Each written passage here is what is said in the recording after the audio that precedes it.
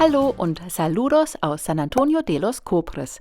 Fred ist heute Morgen zurück nach Paraguay gefahren und Nico und ich haben die Route 40 bis zum Kilometer 0 vervollständigt. Wir sind also weiter nach Norden gefahren und haben irgendwo in diesem Kringelgebiet übernachtet.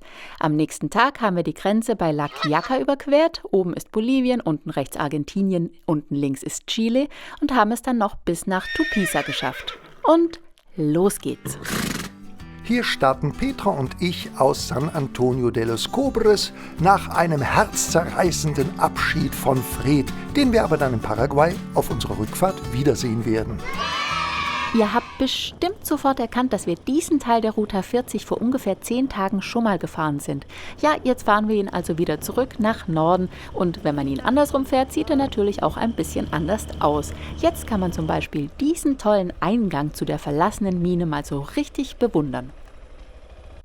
Das ist also der von Petra groß angekündigte Eingang zu der Mine La Concordia, die Eintracht übersetzt. Und das sind die Schadstoffschlacken, die dort übrig geblieben sind. Oder was es auch sein mag. Ja, und dann geht's halt weiter.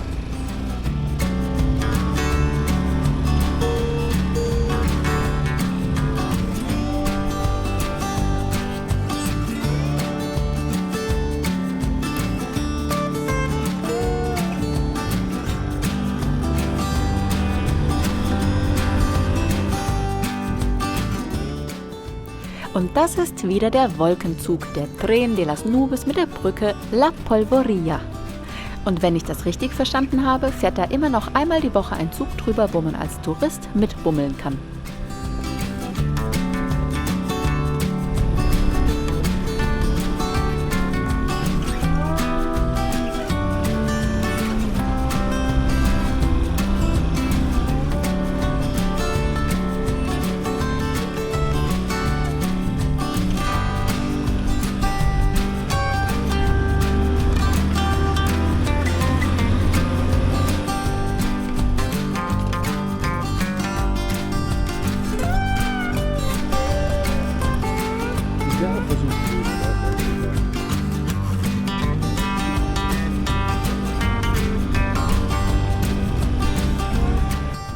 Und dann haben wir auf der Strecke diesen netten, äußerst sympathischen Vespa-Fahrer getroffen, der, als er Petra neben sich entdeckte, fast vom Moped gefallen wäre. Hola, ¿cómo está? Nos vimos entre Cachi y Cafayate. Hier erzählte Petra ihm, dass wir uns schon zwischen Cachi und Cafayate gesehen haben und er uns natürlich durch sein Äußeres aufgefallen ist. Er hatte auch vor, bis nach La Quiaca zu fahren und außerdem hat er uns erzählt, dass er davor auf dem Abra del Acay, dem fast 5000 Meter hohen Pass, gezeltet hatte. Es war wahnsinnig kalt und windig und er war höhenkrank, aber wann hat man schon mal so eine Möglichkeit? Perfecto. Ganz stille Mann, was für ein fröhliches Kerlchen.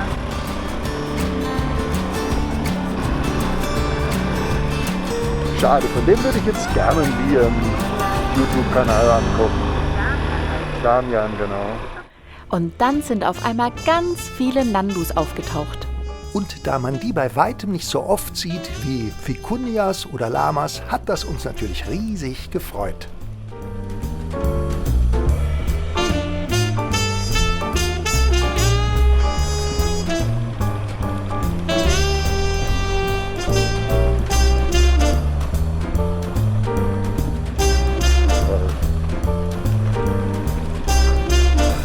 Dankeschön. So angeschmeckt. Warmes Wasser. Petra probiert es jetzt auch. Ich habe es gerade schon. Oh, ist das schön. Wirklich toll. Bestimmt 27 Grad. Bestimmt. So, okay. Ich komme. Ah, du stehst schon im Wasser. Gut. Scheiß drauf. Okay. Und. Ja. Ach, nix. Noch ein Stück. Ah, voila. Gut. Moment. Du hast bestimmt einen Gang drin, oder?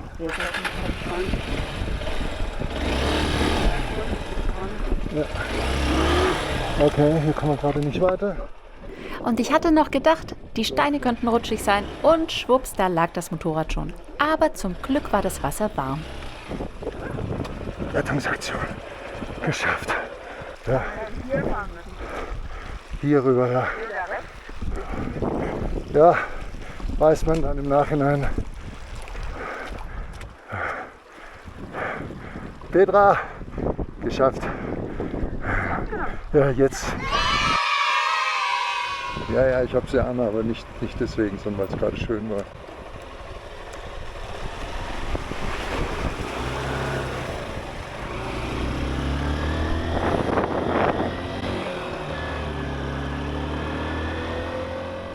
Ich fand ja schon beim ersten Mal vor 10 Tagen diese Steinbrocken echt beeindruckend. Aber dieses Mal habe ich noch einen ganz anderen auf der rechten Seite entdeckt und den musste ich mir näher anschauen. Ich glaube, das ist ein Raumschiff.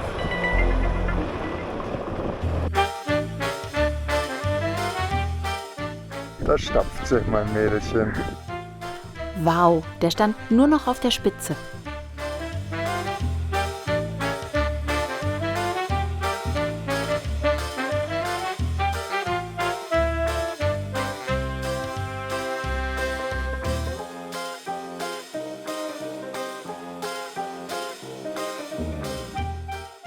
Und in diesem kleinen Dörfchen hatten sie den kleinen Prinz an die Wand gemalt. Das ist so ein schönes Buch, das haben Nico und ich sogar schon auf Spanisch gelesen.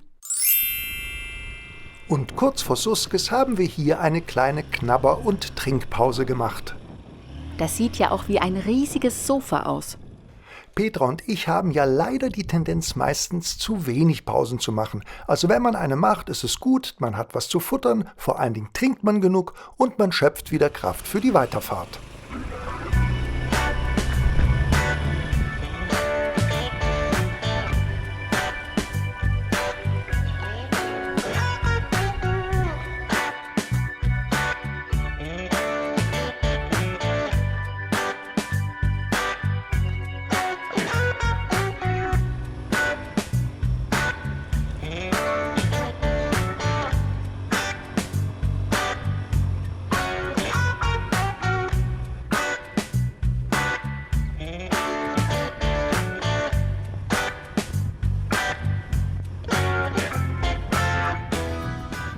Und das sind die wenigen Asphaltkilometer des Tages. Ich habe nachgeschaut, es waren gerade mal 4 Kilometer.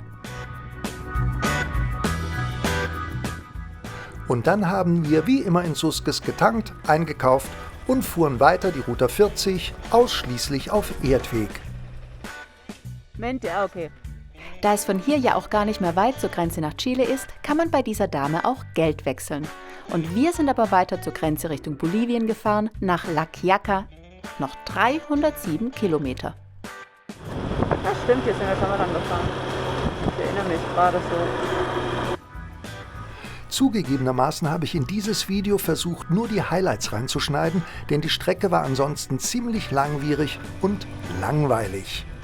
Die Ruta 40 in Argentinien ist ja ziemlich bekannt, weil sie eine der längsten Fernstraßen der Welt ist. Sie geht von Norden, Argentinien eben La Quiaca, bis runter in den Süden und ist insgesamt 5300 Kilometer lang. Gerade der nördliche Teil ist sehr beliebt bei Motorradreisenden, weil er hauptsächlich nicht asphaltiert ist. Auch unter Argentiniern ist es ziemlich beliebt, einmal die gesamte Ruta 40 abzufahren.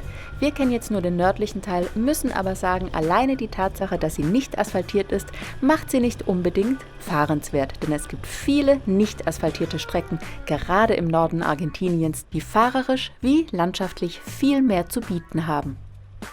Und trotzdem wird man um die Route 40, wenn man in dieser Gegend unterwegs ist, nicht drum herum kommen. Auf der einen Seite ist sie eine wichtige Verbindungsstraße und auf der anderen Seite findet man immer wieder sehr schöne Abschnitte, die wirklich lohnenswert sind, sie zu fahren.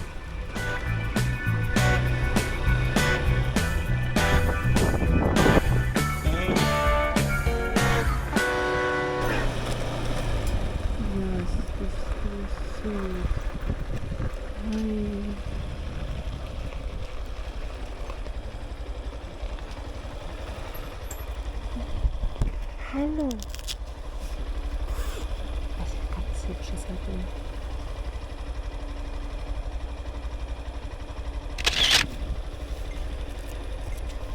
Tschüss.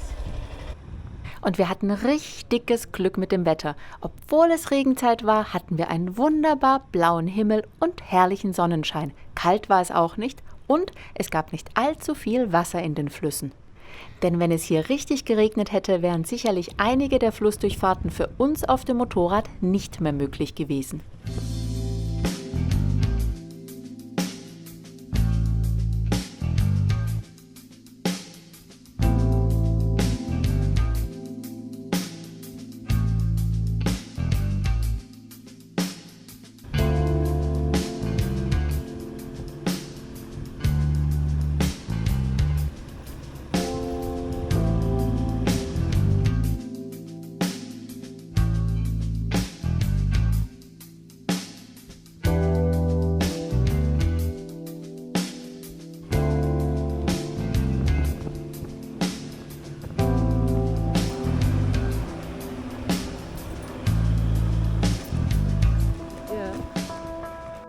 Und hier fahren wir durch die Gassen des kleinen Dörfchens Coranzuli im Norden von Argentinien.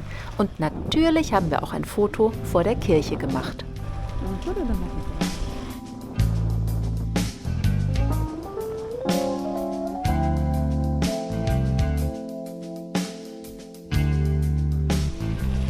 Genau. Und dann links. Hier links.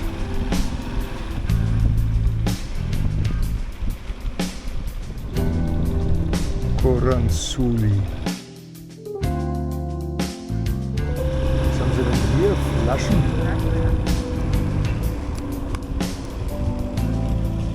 Cool.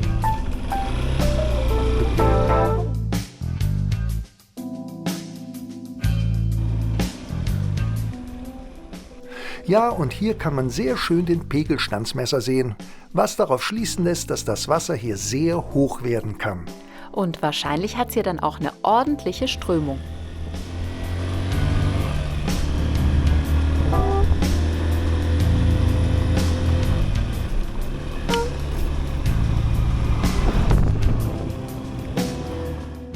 Und wenn man dieses Rinnsal hier so anschaut, kann man sich fast gar nicht vorstellen, dass es hier so viel Wasser haben kann.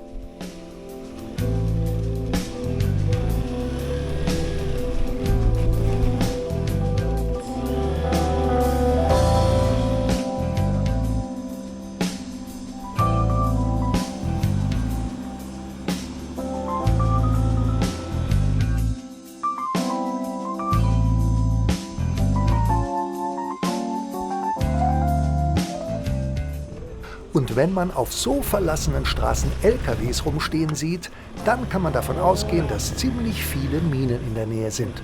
Und genau das ist der Fall.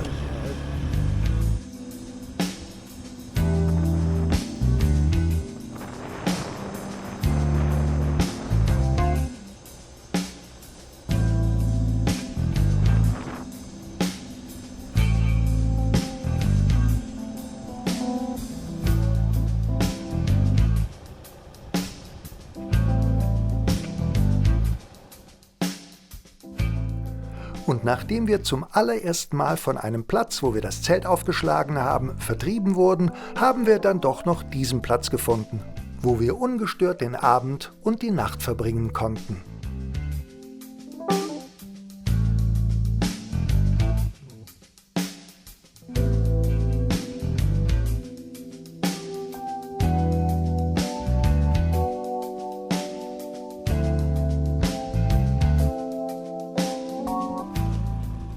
Und da der Platz ein bisschen abseits der Route 40 gelegen war, fing der nächste Morgen erstmal mit einer kleinen Offroad-Challenge an.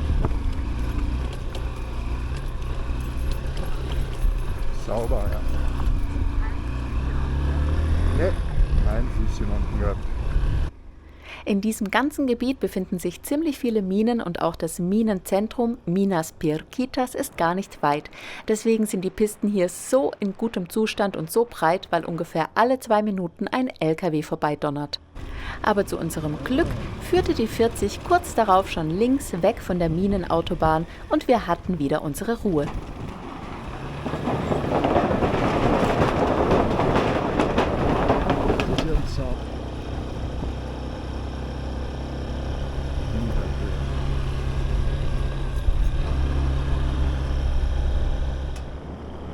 Auf diesem Abschnitt der Strecke war wirklich fast gar nichts los. Wir hatten unsere totale Ruhe und konnten die herrlichen Aussichten genießen. Und wären wir am Vorabend noch einfach ein Stückchen weitergefahren, hätten wir hier wahnsinnig viele schöne Plätze gefunden, wo wir unser Zelt hätten aufschlagen können.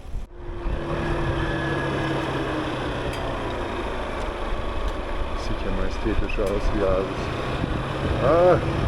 Ich habe nur gedacht, lass uns einfach ein bisschen noch weiterfahren, aber gestern Abend.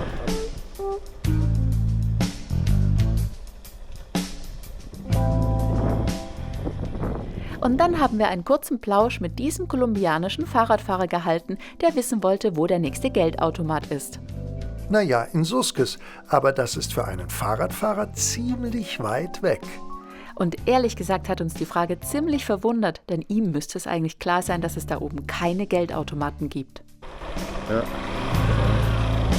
Ne? Oh, ist tiefer, als ich gedacht habe.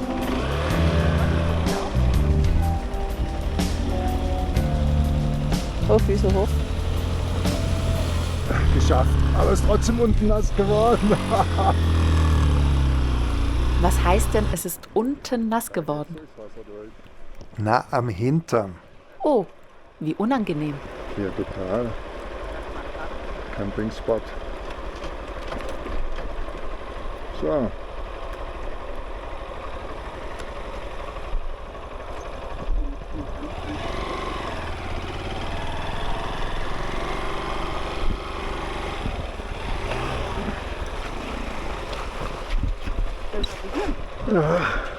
Oder weiter links. Tatsächlich ein Stückchen weiter links. Sieht es gekräuselter aus. Mehr Steine, aber nicht so tief.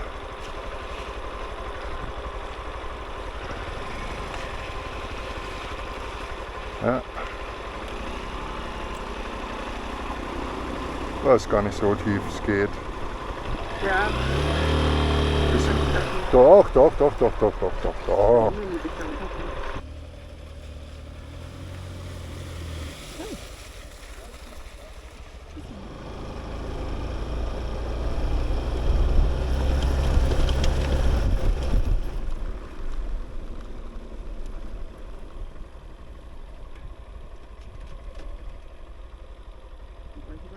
Ja.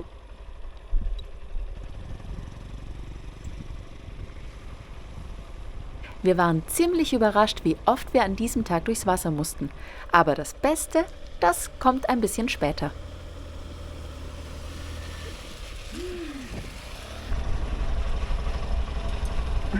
Jetzt war es so schön sauber, jetzt schmuddelst du schon wieder ein. Schlimm ist es. Danke. Und wie könnte es auch anders sein? Petras Hinterbremse blockierte wieder. Hängt sie wieder, kein Problem. Zum Glück ist mir Nico nicht hinten reingefahren. Und da ich dann schon stand, habe ich auch gleich ein paar Fotos gemacht.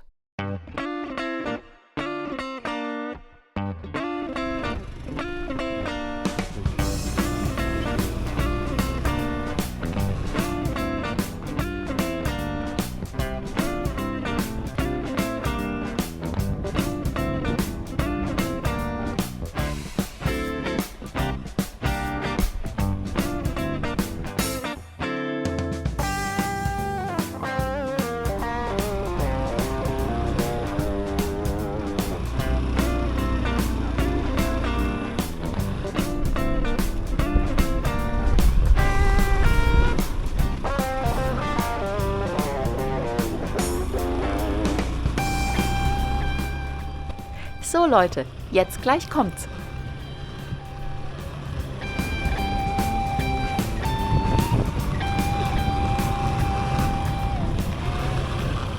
Fahrrad und Motorrad sind ja auch durch.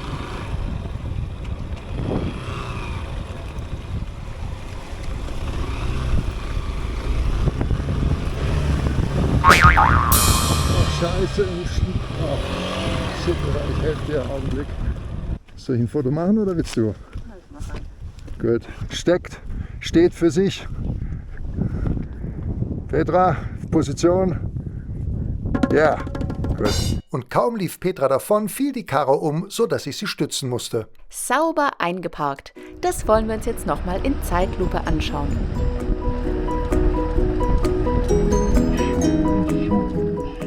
Zugegeben, ich hatte einfach Glück. Ich hätte genauso gut in das Schlammloch reinfahren können. Es war einfach nicht zu sehen. Das saubere Motorrad ist jetzt wieder dreckig. Und du fährst einfach nochmal durch. So, und jetzt wird geputzt. Wo ist denn deine Spur? Sieh mal deine Das siehst du, ja.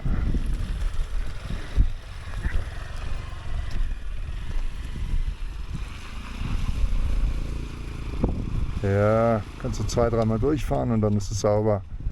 Nein, jetzt nochmal zurück. Was ist das? Nee, gerade dieselbe Stelle wieder. Das war gut so.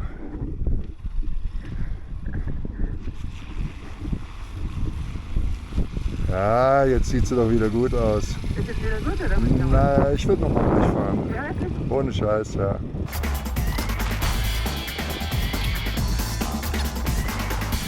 Ja, jetzt sieht es besser aus. Ist noch nicht optimal, aber jetzt ist es besser, sehr viel besser. Toll.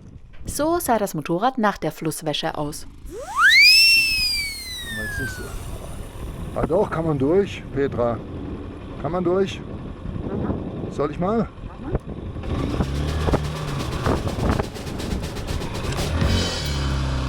Ja, geht gut, ist fest. Fester Boden. Ja, ich war mir am Anfang auch nicht so ganz sicher, ob man da durchfahren kann, aber dann habe ich die Spuren von einem Motorrad und einem Fahrrad gesehen und wusste, der Boden müsste jetzt eigentlich fest sein. Und so war es ja dann auch. Sehr gut. Ach, jetzt hänge ich fest, scheiße.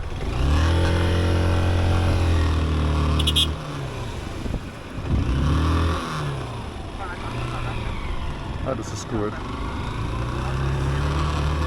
Sehr gut. Können wir den Schlamm, den wir jetzt nochmal aufgenommen haben, nochmal ein bisschen weg. Oh gut. Richtig rötlich, gell? Und wieder einmal warf sich Petra mutig in die Fluten. Gut. Kann ich die Füße hochnehmen oder muss ich sie unten lassen? Ich probiere es mal mit Füße hoch.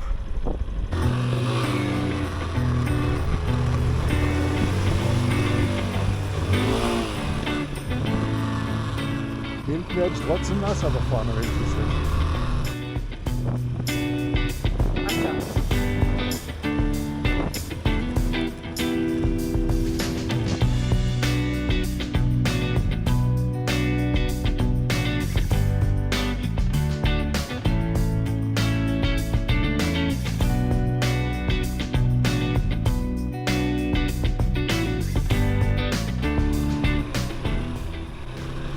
Gerade kein Wasser. Genau, zum Glück haben wir gerade kein Wasser. Das war tatsächlich ein cooler Abschnitt der Strecke. Da ging es 11 Kilometer lang durch diese Schlucht durch ein Flussbett. Und da war extra ein Warnschild angebracht, dass man bei Regen nicht reinfahren darf. Übrigens, wir sind hier immer noch auf der Route 40.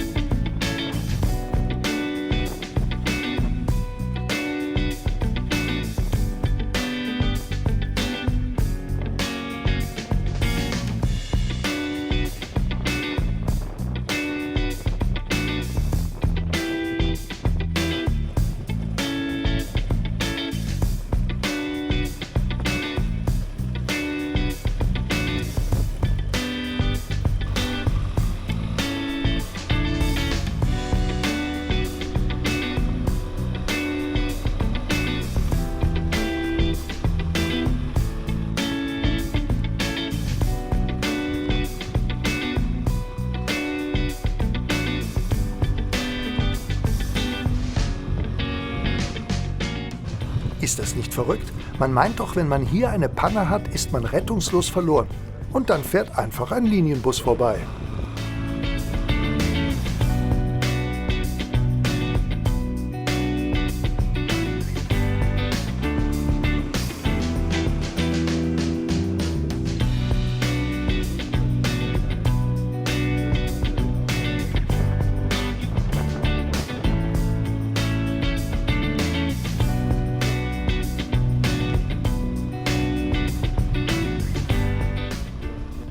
Uns hat es wirklich fasziniert, wie facettenreich eine Schlucht sein kann.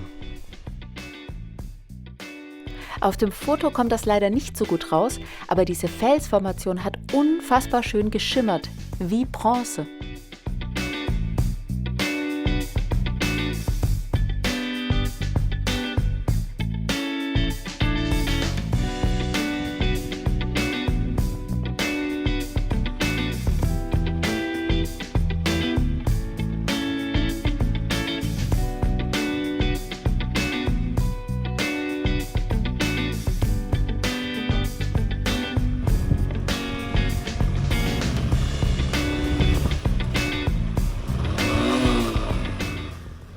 Genau so hört sich das an, wenn man keinen Gang erwischt, sondern den Leerlauf. Noch ein letzter Blick zurück in die Schlucht, aus der wir gerade gekommen sind, und dann ging es schon weiter. Gut, dann können wir wieder sauber weiterfahren.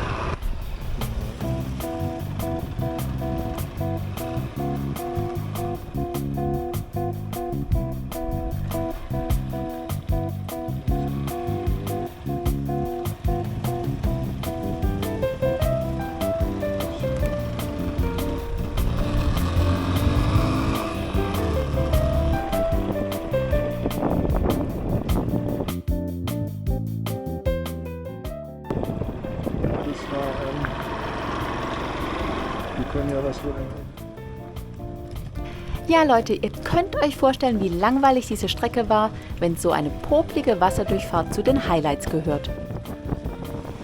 Und glaubt uns, nachher wurde es noch viel langweiliger, sodass wir ganz viele Kilometer gar nicht mehr aufgenommen haben.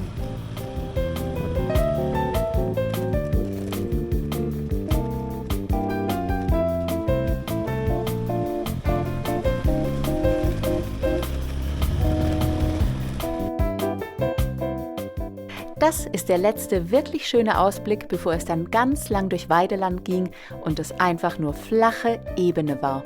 Aber es gab wirklich witzige Schafe. Schafballett oder Synchronspringen über die Pfütze.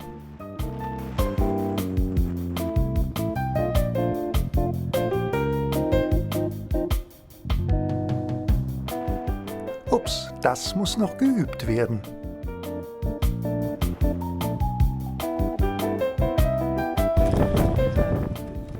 Und in diesem Dorf fand an dem Tag ein Dorffest statt. Und wie man sieht, hatten die schon ordentlich einen im Tee. Und hier sind wir schon in der argentinisch-bolivianischen Grenzstadt und dem Beginn der Ruta 40, dem Kilometer 0, der Startposition. Und Damian, der witzige Vespa-Fahrer vom Anfang des Videos, hatte vor, auch hier eine Nacht zu zelten.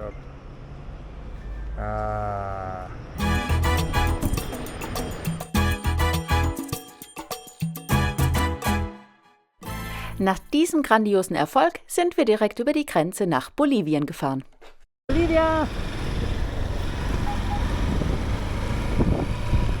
Ist die Ampel jetzt rot oder grün? Das ist so die Frage. Die könnte beides sein. Jetzt ist sie nur grün.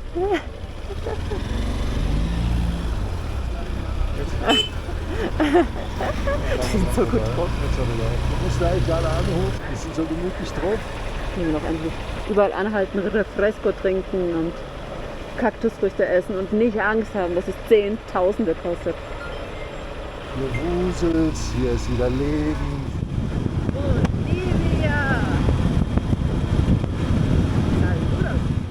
Ich glaube, man hört es an meiner Stimme, wie froh ich war, endlich wieder in Bolivien zu sein.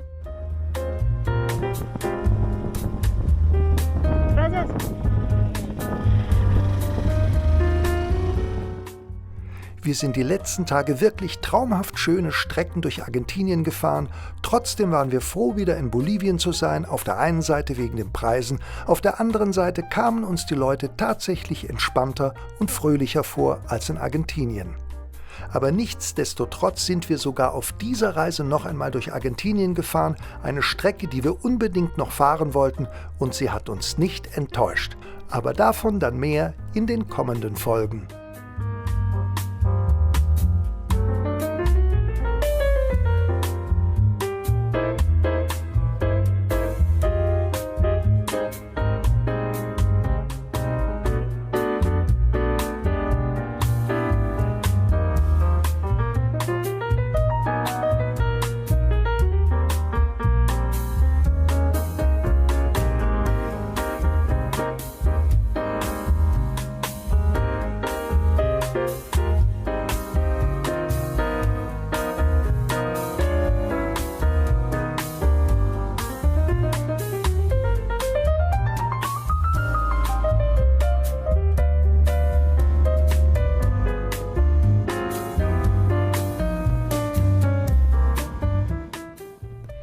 Wir sind an diesem Tag noch gut in Tupiza angekommen und haben uns den nächsten Tag einfach nur erholt und alles vorbereitet, weil wir danach zu unserem richtigen Abenteuer aufgebrochen sind, in den Nationalpark und auf die Lagunenroute. Schön, dass ihr wieder mitgereist seid und dann sagen wir einfach bis zum nächsten Mal. Tschüss!